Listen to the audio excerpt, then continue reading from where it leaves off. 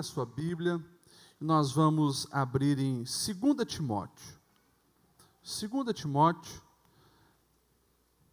capítulo de número 2.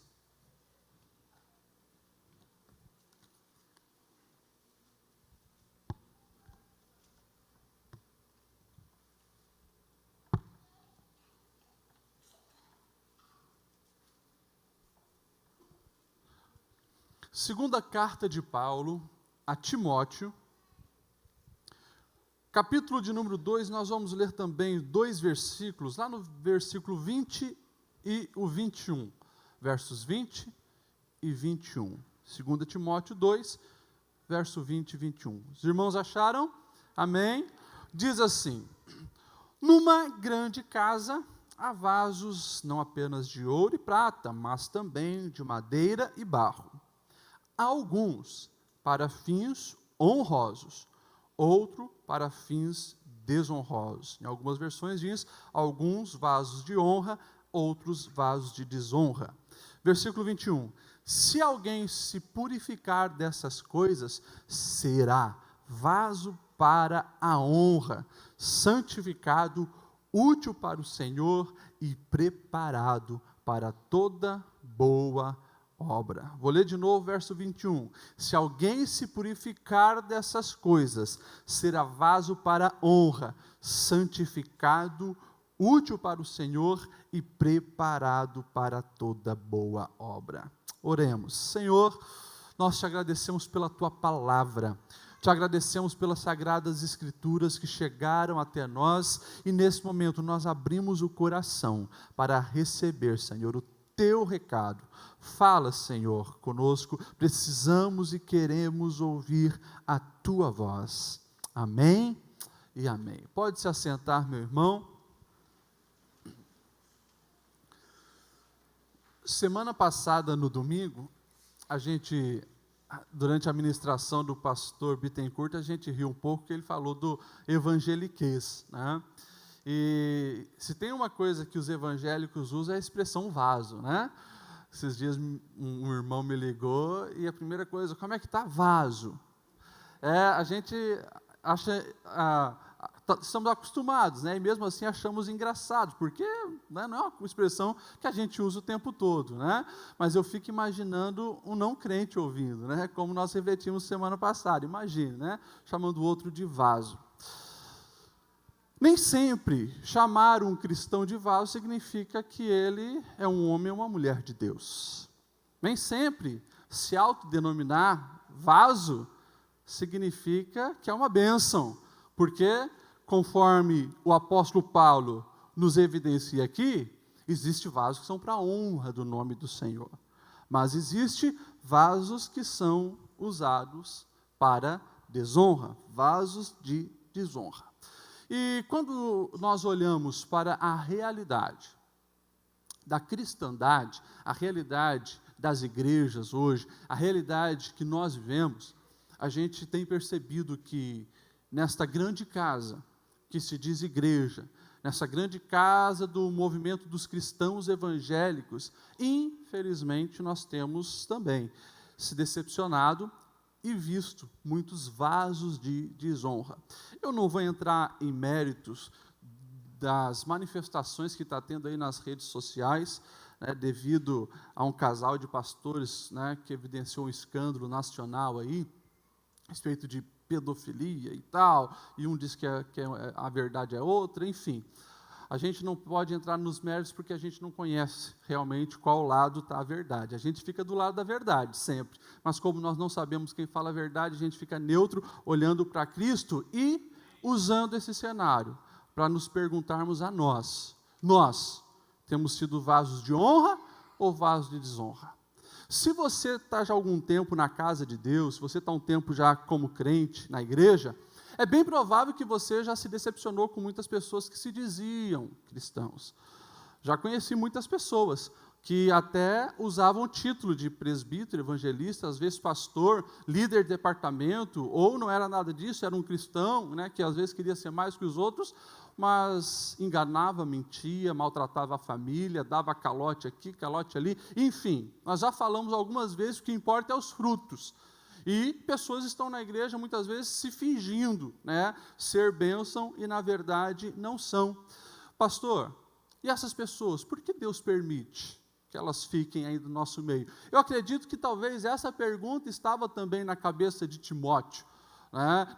Estava na igreja primitiva e por isso Paulo começa a escrever de vaso para honra ou vaso para desonra. Lá atrás, Jesus já tinha falado que na seara, junto com o trigo, ia crescer o joio. Só que chega um dia do juízo. Chega um dia onde vai aparecer a diferença. E o joio é lançado no fogo. Irmão, se tem algo que é assustador, eu me assusto, quando eu olho para a Bíblia e eu vejo o que Jesus fala para aqueles que trazem escândalo a ponto de enfraquecer os pequeninos na fé. É assustador. Se tem algo que Jesus deixa bem claro que é pior do que o suicídio, é isso. Porque Jesus disse, olha, aqueles que chegam a escandalizar a fé, enfraquecer a fé dos meus pequeninos, seria melhor amarrar uma corda no pescoço, numa pedra e se lançar no mar. Assustador isso. Jesus disse, Lucas 17, 2. Então, a gente precisa olhar para a nossa realidade. Se tem pessoas que se dizem cristãs e não estão dando testemunho, que o Senhor trate, e o Senhor vai tratar, porque ninguém brinca com a noiva do Cordeiro e sai impune. Ninguém macula ou tenta prejudicar a noiva do Cordeiro e fica impune. A justiça de Deus acontece. Paulo está aqui escrevendo a Timóteo. A gente sabe que o jovem Timóteo era um jovem pastor que estava agora em Éfeso, né? Paulo envia ele para Éfeso para cuidar daquela igreja, e as duas cartas que Paulo escreve a Timóteo, Paulo já estava preso no fim da sua vida. Aqui, a segunda carta a Timóteo é a última carta que Paulo vai escrever, e ele então esclarece para Timóteo, Timóteo, você lembra aquela galera que me seguia, entre eles o Himeneu e o Fileto, que eram bênçãos? Pois é, parece que amaram mais as coisas do mundo, perverteram a doutrina, estão ensinando coisas erradas, e daí ele começa a entrar nesse assunto. Numa grande casa, Timóteo, existe vasos para a honra e vasos para a desonra, e ele então entra em pelo menos algumas verdades do texto. Uma delas é que existe alguns tipos de vaso. Paulo diz, olha, numa casa tem vaso de ouro, tem vaso de prata, tem vaso de barro, tem vaso de madeira. Eu acredito que ele estava falando das nossas diferenças, das nossas personalidades, da nossa maneira de enxergar a vida. Mas daí ele vai falar também que esses vasos têm dois propósitos. Um é para a honra, outro para a desonra. E por fim, e quando ele aplica, eu acho interessante isso, quando Paulo ele aplica essa figura de linguagem que ele estava usando do vaso nas pessoas, nos cristãos, daí ele vai dizer claramente como que nós podemos ser vaso de honra. Ele diz ali no verso 21, se alguém se purifica dessas coisas, será um vaso para honra, santificado, útil para o Senhor e preparado para toda boa obra. Ou seja, Paulo deixa claro que nós temos, nesse caso, a escolha de sermos usados para a santificação ou não, sermos usados para a honra ou para a desonra. Pastor, quando Paulo disse alguém purificar dessas coisas, que coisas que ele está falando? Quando nós olhamos todo o capítulo 2, e se você quiser manter a sua Bíblia aberta, você vai ver, Paulo estava dizendo, se purifica dessas coisas. Primeiro, evita conversas inúteis e profanas, está lá no verso 16. Verso 18 ele vai dizer, aqueles que permanecem na verdade, estão então se santificando, ou seja, se desviem das mentiras, das falsas heresias. Verso 22, aqueles que fogem dos desejos malignos, da imoralidade. Verso 24, aquele que não é briguento, que procura manter a paz com todos. Ele vai falando algumas coisas dizendo, quando se escolhe esse caminho, está escolhendo o caminho da santificação e, consequentemente, vai ser um vaso para honra. Eu não quero falar muito sobre vaso, mas eu quero falar sobre a honra, porque nós precisamos aprender a ser vaso de honra, honrar o nome do Senhor, glorificar o nome do Senhor. Quando nós olhamos para essa palavra, no dicionário tem algumas definições. Primeiro fala de apreço, fala de valorização. Eu honro alguém quando eu enobreço aquela pessoa, quando eu dignifico, como quando eu trato com altíssimo respeito, quando eu lisonjeio, são definições que o dicionário traz para honra. Pastor, para isso acontecer, para que nós venhamos ser vaso de honra, o que nós precisamos fazer? Coloquei aqui pelo menos 3 verdades sobre esse assunto. Primeiro, a gente precisa entender claramente na nossa vida que a mais alta honra, aquele a quem nós vamos dignificar, a quem nós mais vamos valorizar, lisonjear, tratar bem, engrandecer, tem que ser o eterno, tem que ser o nosso Deus. A Bíblia, ela nos ensina bastante sobre honra, e uma vez eu até preguei aqui sobre o princípio da honra, até está no YouTube, quando você quiser assistir essa palavra. A Bíblia fala muito sobre honra, e nós somos uma geração que muitas vezes não aprendemos a importância dessa prática. A Bíblia fala sobre honrar pessoas. Não tem como você abrir todos os versículos, mas eu vou citar alguns versículos para você entender como a Bíblia fala desse assunto. Está lá, Êxodo 20, 12, muitos aqui sabem. O que fala? Os 10 mandamentos, um deles é: honra o teu pai e a tua mãe, para que se prolongue os dias na terra que o Senhor teu Deus te dá. Ou seja, honra o teu pai, honra a tua mãe, respeite, obedeça, cuida. Mas lá na frente, Jesus vai dizer também que, em algumas situações, ele veio trazer espada entre o pai e filho, entre o genro e a sogra. Explica isso, pastor. É muito simples. Em alguns casos, pessoas que colocam os filhos acima de Jesus, pessoas que colocam o pai e mãe acima de Jesus, Jesus ele não aceita isso. Ele diz, nesse caso, para ter que abrir mão da vida, me colocar no trono, vai ter que abrir mão do pai e da mamãe no trono. Então, muitas vezes, vai acontecer essa espada. Mas, está aqui, a Bíblia nos ensinando a honrar pai e mãe. Depois, nós vamos ver alguns outros textos, eu separei só um de 1 Pedro 3 e 7, sobre honrar o cônjuge. Pedro vai dizer aos maridos, sejam sábios no convívio com as suas mulheres, tratem-nas com honra, como parte mais frágil e cordeiras do dom da graça da vida, de forma que não sejam interrompidas as suas orações. Forte demais. Algumas mulheres não gostam porque Pedro diz aqui que a mulher sendo a mais frágil, né? Mas as mulheres, a gente sabe que em algumas questões dão banho, né? E ela sempre traz aquele assunto. Eu queria ver um homem, né, no trabalho de parto, como seria? Seria morte, certamente, né? O teu marido, quando ele vai cortar a unha e ele dá uma beliscada ali, já faz o escândalo, né? Você imagina o trabalho de parto. Mas, enfim, o que Pedro estava dizendo aqui aos maridos: honre a sua esposa, trate-a com honra, com respeito, cuide, zele pela tua esposa. E, olha só, quando isso não acontece, olha a consequência, é forte demais. Pedro vai dizer que se o marido desrespeita a esposa, xinga, bate, maltrata, e depois chega querendo orar, essa oração não passa do teto. Pedro vai dizer, honre para que as suas orações não sejam interrompidas. Nós vamos ver também a palavra incentivando honrar os líderes. 1 Timóteo 5,17, os presbíteros que liderem bem a igreja são dignos de dupla honra. 1 Tessalonicenses 5, 12, 13, agora lhe pedimos, irmãos, que honrem os que se esforçam no trabalho entre vocês, que os lideram no Senhor e os aconselham. Tenha-nos na mais alta estima com amor por causa do trabalho deles. A Bíblia nos ensina a honrar as pessoas.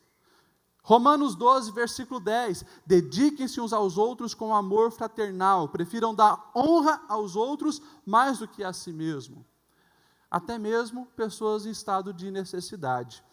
1 Timóteo 5,3, Paulo escreve a Timóteo dizendo, honra as viúvas, verdadeiramente viúvas, ou seja, cuide delas, trate elas bem, elas são tua responsabilidade como obreiro da igreja.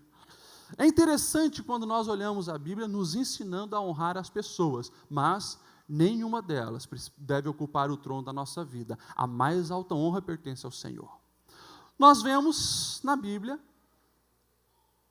uma história e uma pergunta interessante, que é a história de Eli e os seus filhos. Lá em 1 Samuel, capítulo 1, 2 e 3, até o 4, mais ou menos, você vai conhecer essas histórias.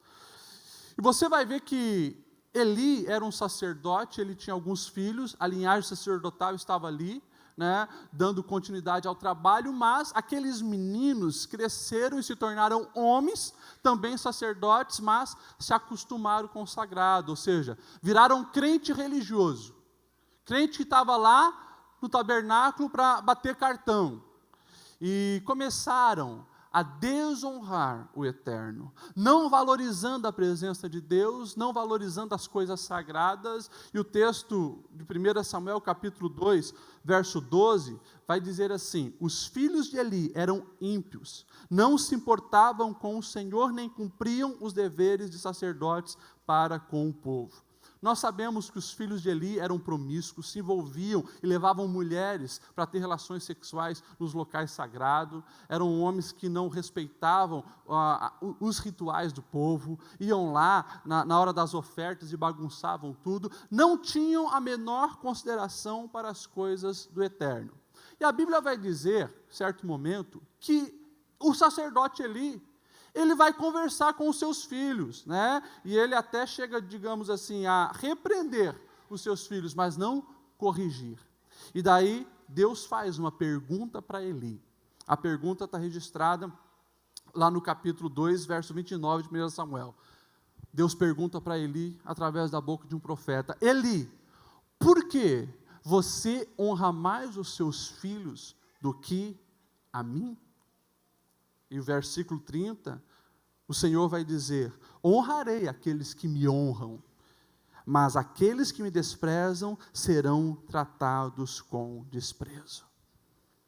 Olha a pergunta que Deus faz para o sacerdote Eli: por que você honra os seus filhos mais do que a mim? Ou seja, Deus esperava uma atitude de Eli.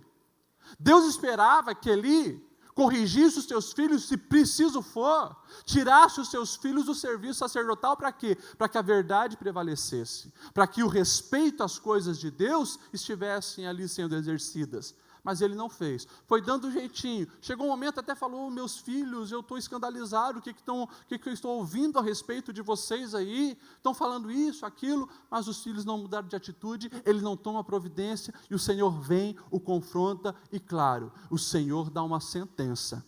E a gente sabe que o final da família de Eli é um final extremamente triste, trágico. Nós vamos ver 1 Samuel 3:1, uma das consequências mais tristes, porque eles eram liderança espiritual do povo de Deus, e quando Samuel vai receber o chamado dele, o texto diz: visões não aconteciam, e raramente o Senhor falava. 1 Samuel 3:1.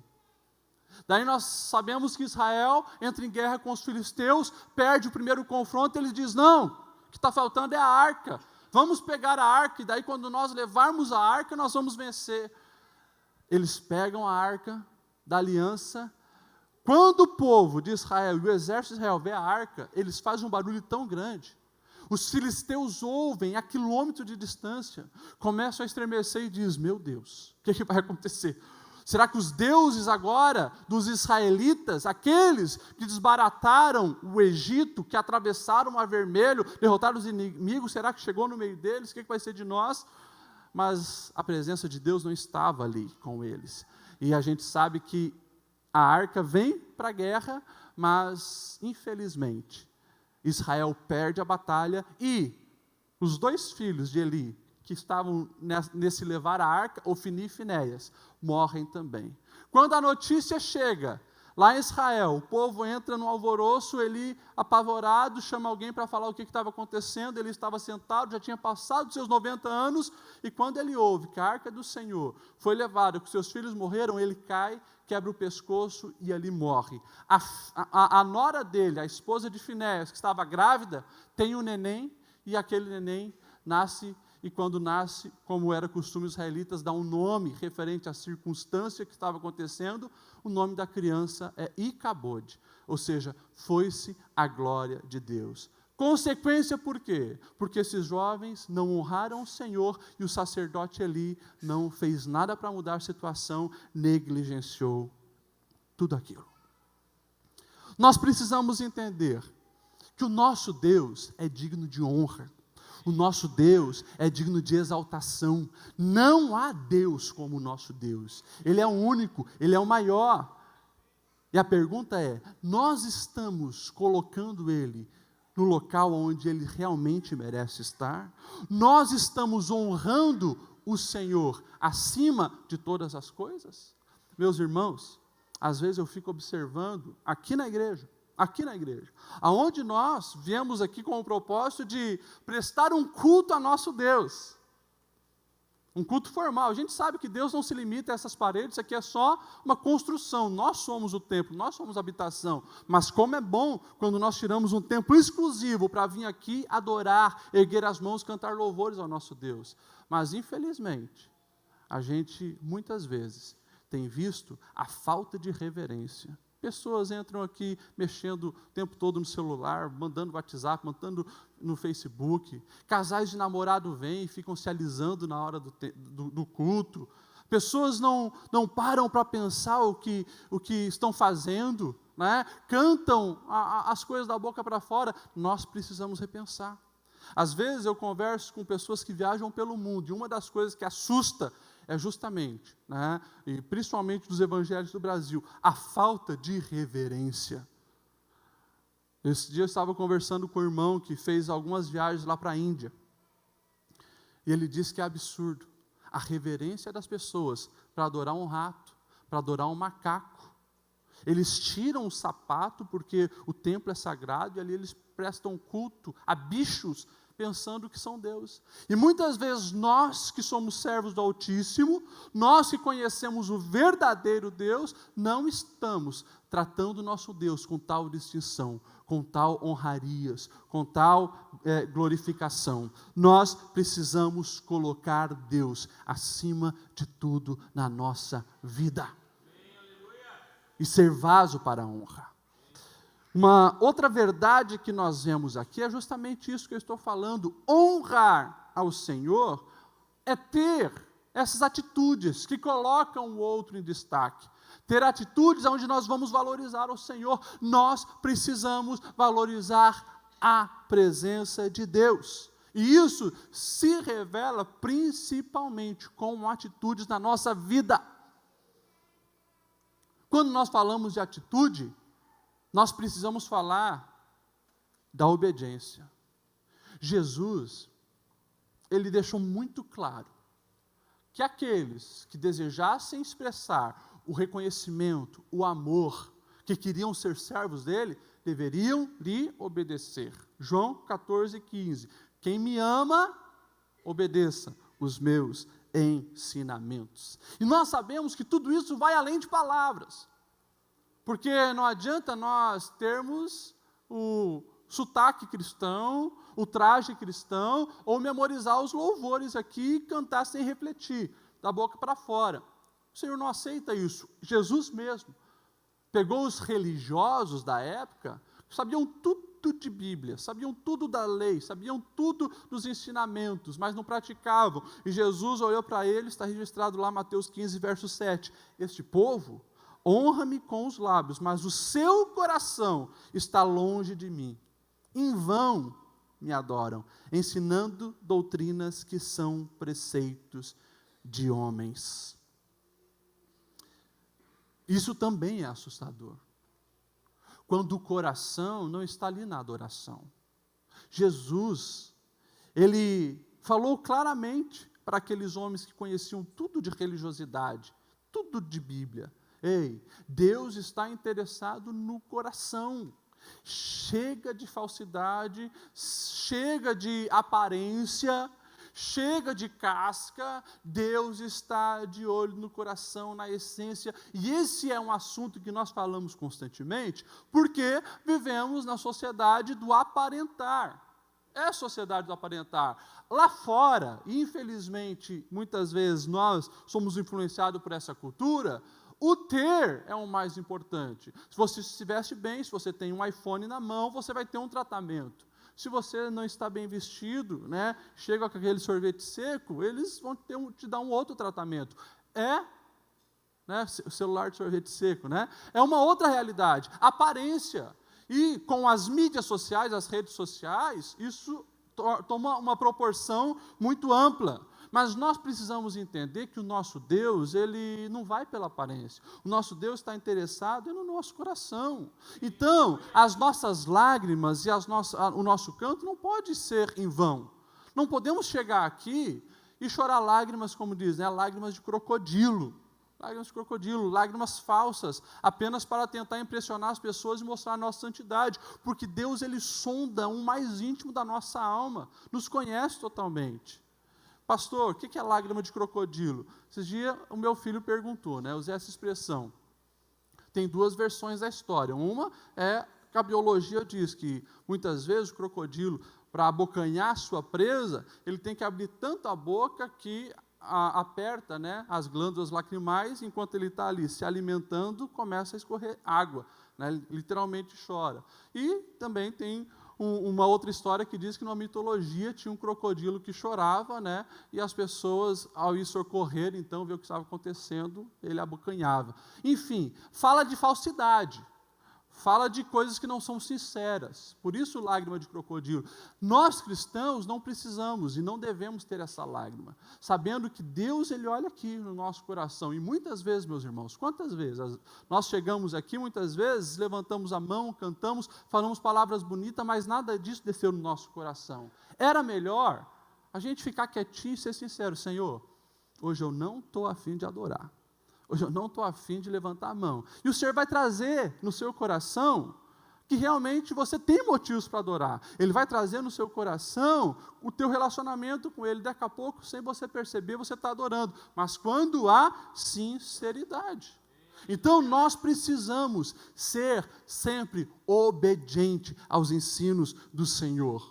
E lembrando que o nosso testemunho é uma maneira muito intensa de nós honrarmos o nome do Senhor. Quando nós somos obedientes, nós vamos ter bom testemunho. As pessoas vão olhar para nós, e como foi a proposta de Jesus, Mateus 5,16, nós vemos Jesus dizendo: assim brilhe a luz de vocês diante dos homens, para que eles venham ver as vossas boas obras. E a consequência: glorifiquem ao Pai que está no céu. Vaso para honra. As pessoas que te encontram semanalmente, elas olham para você e elas têm motivo para glorificar a Deus? Elas veem um brilho diferente? A maneira como você respeita o seu esposo, nas conversas entre as amigas, glorifica a Deus? A maneira como você trata a sua esposa na frente dos amigos glorifica a Deus? Ou na frente dos filhos, ou vocês dois no quarto, glorifica a Deus? A maneira do teu linguajar, do teu agir no trabalho, glorifica a Deus? O lidar com as suas finanças, glorifica a Deus? São coisas que nós precisamos perguntar, porque essas respostas vão evidenciar se nós somos vaso de honra ou vaso de desonra. E infelizmente, irmãos, como nós falamos, nós vivemos num mundo de muita aparência, e tem muita gente dentro da igreja sendo vaso de desonra. Quantas vezes eu, né, por exemplo, se vai numa convenção, se vai num lugar, tem que preencher a ficha de hotel, você coloca lá pastor, às vezes a pessoa olha meio atravessado, né? Para fazer uma negociação imobiliária também, você coloca pastor, né? As pessoas ficam com o pé atrás. Por quê? Porque já tantos que se falaram ser pastor, deram um golpe, né, por aí, perderam toda a credibilidade. Antigamente, meus irmãos, quando falava que tal pessoa era crente, podia ser pobre, mas se ela é crente, eles sabiam, não vai mentir, é sincera, pode confiar nessa pessoa. Hoje, falou em crente, as pessoas estão apavoradas. E não é porque o mundo realmente vai nos perseguir, né, porque nós estamos remando contra a correnteza. Um pouco pode ser, mas no geral é infelizmente pelo mau testemunho de uns que são vasos de desonra e não representam o Senhor Jesus.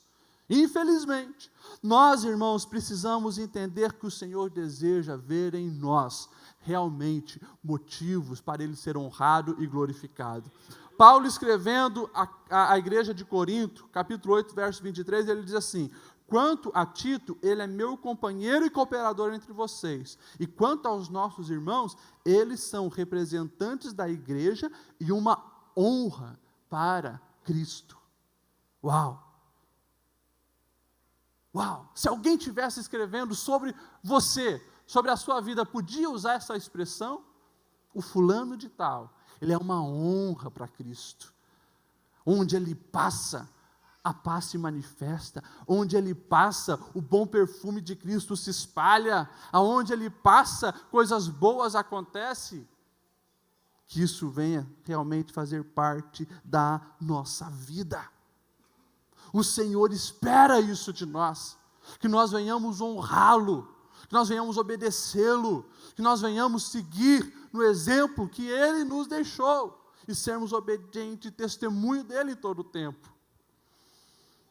Nós honramos o Senhor com atitudes, quando nós prestamos a Ele uma adoração exclusiva. A gente sabe que idolatria é pecado, idolatria desonra ao Senhor.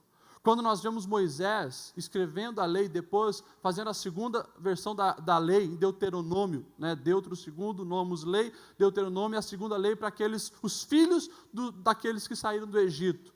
Nós vamos ver capítulo 16, verso 21 a 22, ele dizendo: não ergam nenhum poste sagrado, além do altar que construírem em honra ao Senhor, o seu Deus, e não levante nenhuma coluna sagrada, pois isto é detestável para o Senhor, o seu Deus.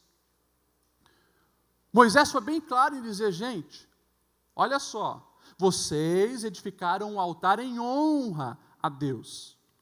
Não construam desvios para isso, não construam concorrência para isso. Nada de postes ídolos, nada de imagens, nada de estátuas, porque vocês vão estar dividindo o coração e a honra não vai ser do Senhor.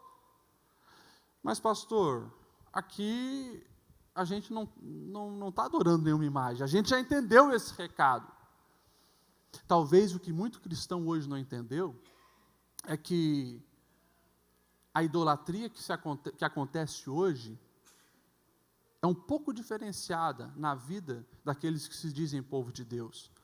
Porque naquela época era muito mais manifesto, era um objeto e se curvava, e a gente sabe que isso acontece em todo mundo ainda hoje. Tem falsas igrejas que estão lá adorando estátuas, imagens, tem um monte de religião que está se curvando perante alguma coisa. Agora, quando nós falamos evangélicos, tem idolatria? Tem. Tem idolatria de homem, tem idolatria de cantor, tem idolatria de pessoas, tem idolatria de líderes, tem idolatria de pastores. Mas a pior das idolatrias de hoje é que, infelizmente, muitos cristãos estão se curvando diante da cultura dos nossos dias. A cultura corrompida, a cultura secular. Eu falo literalmente de estilo de vida. Quando o estilo de vida está tomando o lugar da adoração exclusiva ao Senhor. Quando nós não temos tempo para estar com o Senhor, mas temos tempo para assistir muitos filmes, temos tempo para viajar, para os amigos, para as festas, não temos tempo para o Senhor, é idolatria. Está colocando ali concorrência ao Senhor. Nós precisamos entender que a cultura secular está aí querendo a tua adoração, querendo o seu foco, querendo que você se curve para ela. Quando eu falo disso, eu falo de muitas áreas, não tem como explicar aqui, porque o tempo também já foi, mas é a tua visão de casamento. As pessoas hoje estão entrando na forma do mundo e vendo o casamento como algo descartável. Crente que nasceu na igreja diz: não, eu vou casar, mas se não der certo mesmo, separo, hoje é fácil divorciar.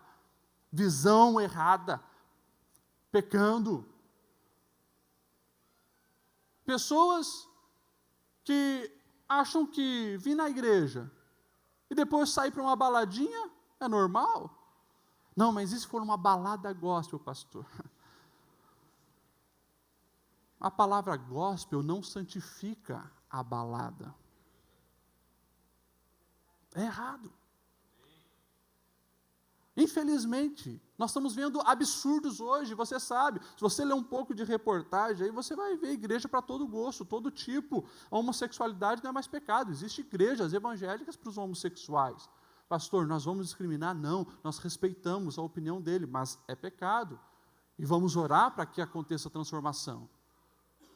Hoje tem igreja, meus irmãos. Tem uma igreja nos Estados Unidos, que abriu faz alguns anos, que eles atraem as pessoas para lá para fumar um baseado. Porque dizem, né? Não, quando você tem um contato com a cannabis, né, uma maconhinha, você consegue elevar o seu espírito, a intimidade com Deus, e as pessoas vão lá para fumar um baseado no templo.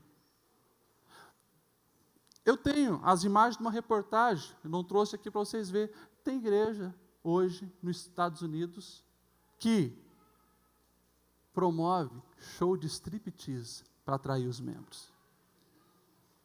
É a realidade dos nossos dias. Aparência.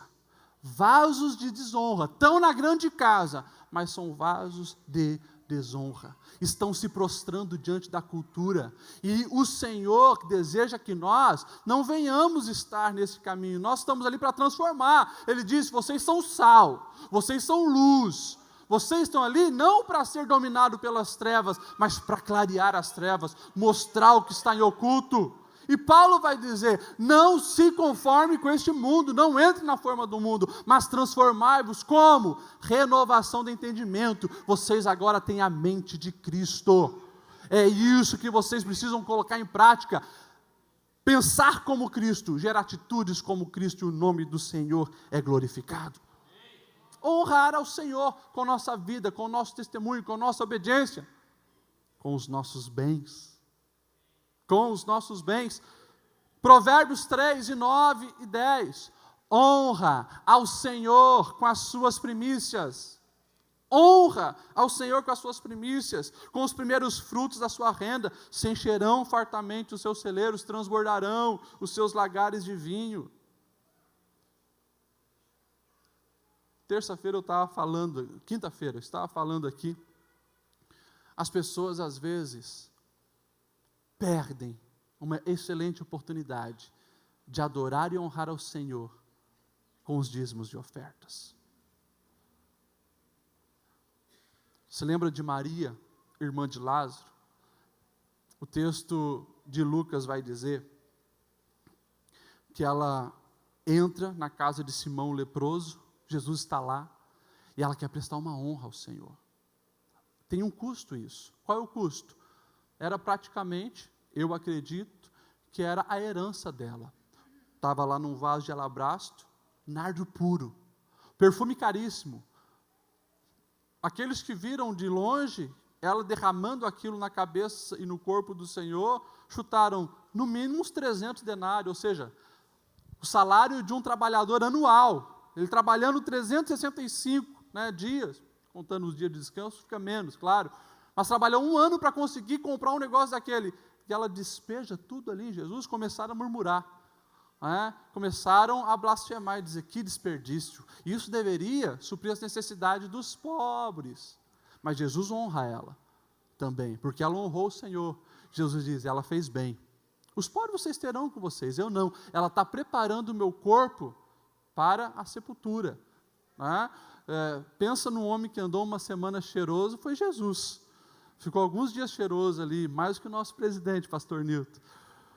Mas Jesus estava ali apreciando a atitude dela, recebendo aquela honra e honrou ela, dizendo, aonde o evangelho for pregado, essa mulher será lembrada. Agora, ela entendeu uma coisa muito importante que às vezes nós nos confundimos. A gente se confunde que dízimo e oferta é só para necessidades. Sim, é para as necessidades da igreja. Tem luz para pagar, tem água para pagar, tem zelador para limpar, tem congregações para ser construídas, tem missionários para ser enviado, tem muitas despesas para ser supridas, necessidades. Mas ela entendeu que a necessidade, ela vem depois. Primeiro, ela usa algo que é precioso para ela, e ela está disposta a abrir mão daquilo para honrar o Senhor. Honrar o Senhor.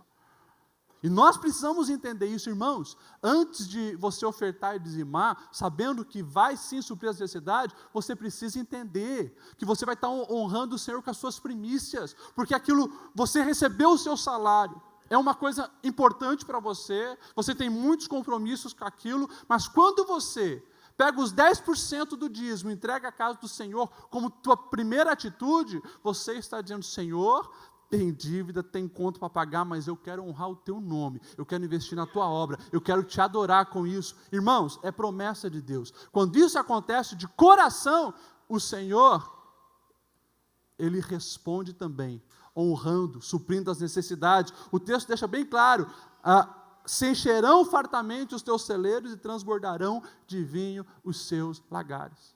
Ei, se você ler a Bíblia, você já percebeu que Deus não está preocupado com isso aqui. Quantas ofertas Deus rejeitou? Na verdade, já no primeiro ato de oferta, Caim trouxe e Abel trouxe. Uma delas foi desprezada. Deus não está preocupado com aquilo que você traz. Deus está preocupado com o seu coração. E o texto diz que Abel, ele trouxe das suas primícias, trouxe, né, o seu cordeirinho mais gordo, o melhor que ele tinha para o Senhor. Por isso Deus aceitou e foi honrado. Lá, na frente do gasofilácio, tinha muito rico trazendo um saco de dinheiro e colocando. Talvez, para alguns, o importante era a quantidade. Jesus olhou e disse: quem mais deu? A que eu recebi foi dessa viuvinha, que deu 2 starter, 2 moedinhas que não compravam nem o McDonald's da época. Aquilo o Senhor aceitou, porque foi de coração. Erra quem dizima e quem oferta só quando sobra. Nunca vai sobrar, na verdade, né? Sempre tem alguma coisa a mais. Por isso meu pai sempre me ensinou. Eu era menino. Atrás da porta, né, tinha lá o valor da mesada que nós iríamos ganhar e cada coisa errada que fazia ele anotava, né? Descontava, né? Às vezes nós ficava devendo para ele. Mas eu me lembro, quando nós recebia lá o dinheiro da mesada, primeira coisa, separa o dízimo e entrega para o Senhor. As primícias é para o Senhor. Honra o Senhor. Eu já contei alguns exemplos aqui de primícia, como nós homens gostamos.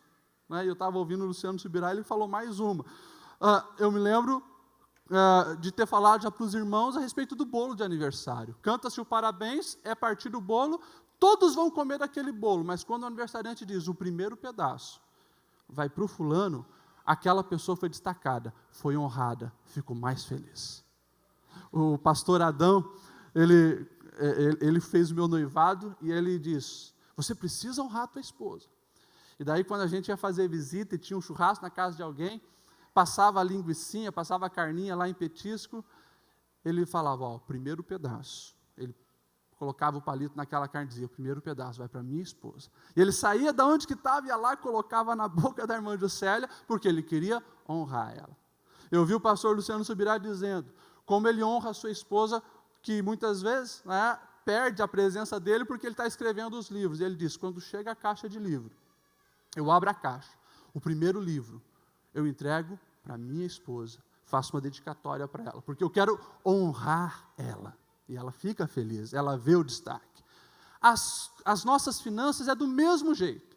Quando nós pegamos as primícias que nós recebemos e honramos o nosso compromisso com Deus, o Senhor recebe. E quando o Senhor recebe, Ele nos abençoa. A gente precisa entender, e aqui eu vou finalizar porque o tempo foi, que quando nós tomamos uma decisão de honrar ao Senhor, isso é recíproco. Não apenas nas finanças, quando nós falamos, que vão se encher os nossos lagares, transbordarão os nossos celeiros, não. É todas as áreas.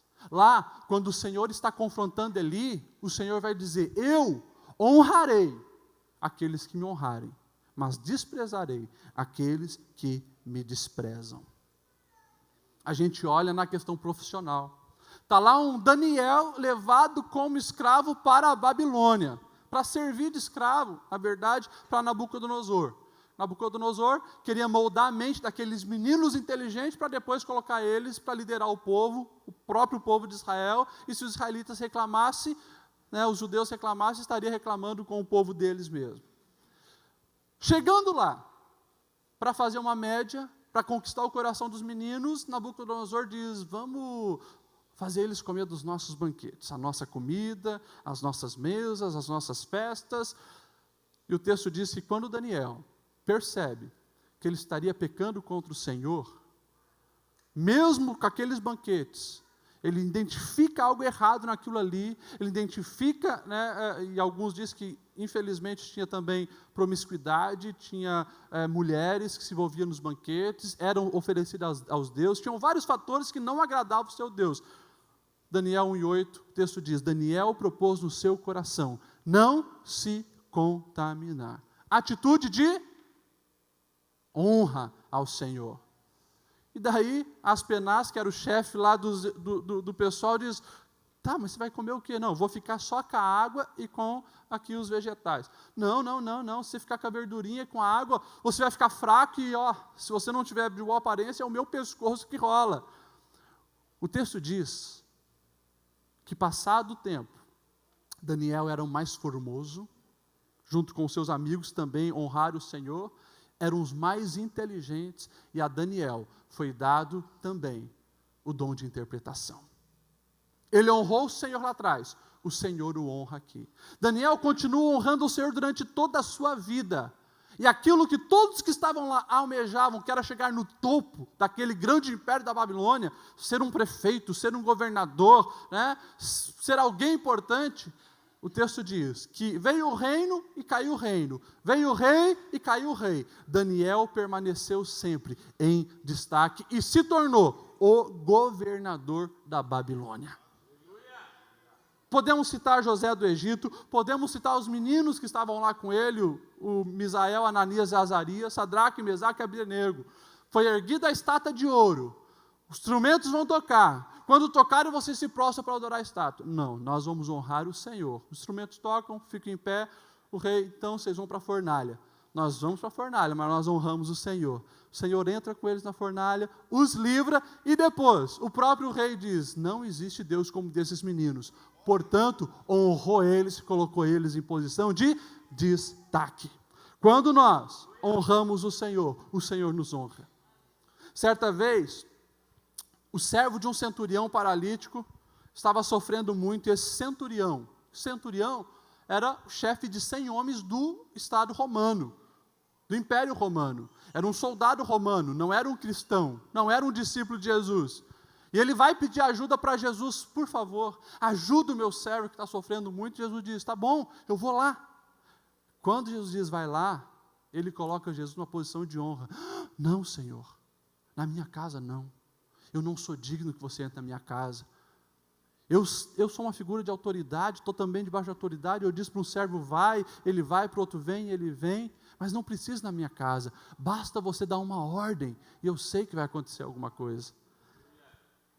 E Jesus diz: olha, eu não vi fé como a sua. Pode ir, o teu servo está curado. Recebeu a bênção que ele queria, honrou o nome do Senhor.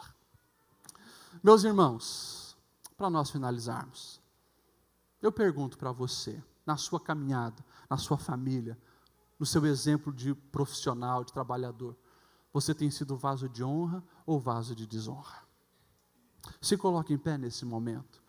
Que o Senhor ache em nós pessoas que honrem e glorifiquem o seu nome. Pastor, eu acho que eu não estou sendo um vaso para honra, estou sendo um vaso de desonra. O que eu preciso fazer? Você precisa deixar o oleiro trabalhar na sua vida. Paulo, o autor disso, era um vaso de desonra. Matava cristão, caçava cristão, mas ele teve um encontro com o verdadeiro oleiro, que moldou ele e fez dele um vaso para a honra. Nós precisamos mais de Deus, mais de Deus. Eu quero que você feche os seus olhos nesse momento, nós vamos orar e depois participar da Santa Ceia. Senhor, obrigado pela Tua palavra que nos confronta, obrigado pela Sua palavra que chama a nossa atenção em dias onde nós vemos muitas pessoas dizerem ser Teus seguidores, mas dão mau testemunho. Muitas vezes nós mesmos somos entretecidos ficamos chocados ao ver, Senhor, a situação que nós vivemos. Mas nós queremos, Senhor, responder ao Teu chamado de ser sal e luz. Nós não queremos entrar na forma desse mundo. Nós queremos, Senhor, ser exemplo, ser vaso para a honra, glorificar o Teu nome, e que realmente as nossas famílias, Senhor, venham testemunhar a Ti, que a nossa conduta atual venha glorificar o Teu nome, que o nosso palavreado, Senhor, venha mostrar que nós somos Teus seguidores. Deus, que a nossa verdade, a nossa coragem, a nossa ousadia venham mostrar que nós andamos contigo, assim como Pedro foi reconhecido dessa maneira. Deus, nós queremos, Senhor, honrar a Ti com a nossa vida, honrar a Ti, Senhor, com as nossas finanças, honrar a Ti, Senhor, com as nossas habilidades, servindo ao Teu reino, cooperando com o crescimento da Tua obra. Nós queremos, Senhor, honrar a Ti com todo o nosso coração. Nós pedimos que o Teu Santo Espírito seja o nosso professor, nos ensinando, nos guiando, nos mostrando o caminho certo, o procedimento certo, mas que nós possamos, Senhor, fazer valer a pena o sacrifício na cruz, e que nós venhamos na nossa vida, Senhor, mostrar que tivemos um encontro contigo. Queremos ser vaso para a honra e glorificação do Seu nome. Amém e amém.